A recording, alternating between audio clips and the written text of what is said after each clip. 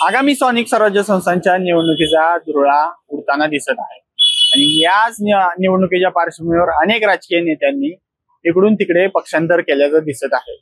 यातच आता साताऱ्यातील फलटण मधून एक बातमी समोर येत आहे, ते म्हणजे ज्येष्ठ नेते रामराजे नाईक निंबाळकर हे आता धनुष्यबाण हाती घेणार असल्याची माहिती समोर येत आहे।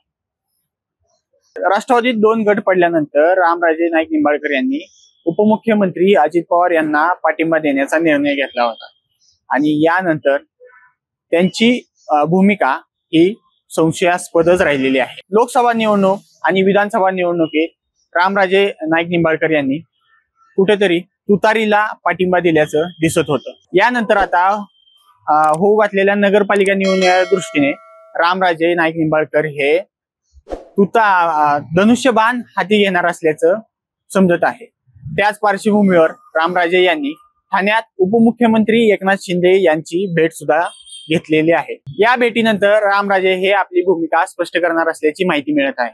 त्याच पार्श्वभूमीवर आता रामराजे यांनी फलटण मध्ये आपल्या राजे गटाची बैठक सुद्धा बोलवली आहे आणि ते आज किंवा उद्या आपली भूमिका स्पष्ट करणार असल्याची माहिती मिळत आहे।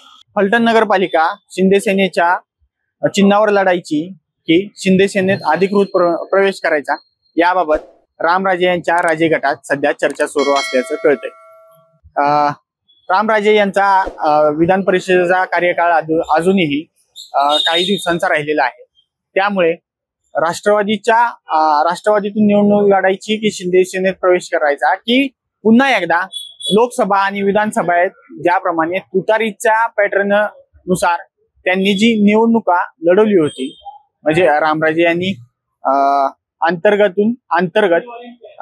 तुतारीला पाठिंबा दिला होता, तशाच पद्धतीने या निवडणुकीत सुद्धा हाच फॉर्म्युला वापरायचा का याबाबत सुद्धा चर्चा सध्या सुरू आहे। जर शिंदे सेनेत प्रवेश केला तर विधान परिषद मिळवायची की मंत्रिपद घ्यायचं यावरून सुद्धा राजे गटात चर्चा सुरू असल्याची माहिती मिळत आहे। त्यामुळे रामराजे आता काय निर्णय घेतात हे पाहणं महत्वाचं असणार आहे। अक्षय साबळे, आपलं महानगर, पुणे।